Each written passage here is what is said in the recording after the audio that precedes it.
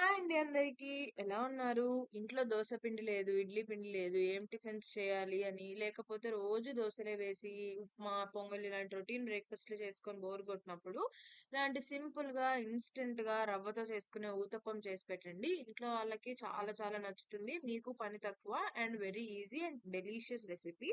దీనికోసం first 1 cup రవ్వని కొంచెం రెడ్ కలర్ వచ్చేంత వరకు వేయించి చల్లారడానికి పక్కన పెట్టేయండి. 1 కప్ రవ్వకి హాఫ్ కప్ పెరుగు, రుచికి తగినంత ఉప్పు, ఒక చిటికెడు వంట సోడా వేసుకొని, 2 టేబుల్ స్పూన్ల బియ్యం పిండి వేసుకొని కలుపుకొని పక్కన పెట్టండి.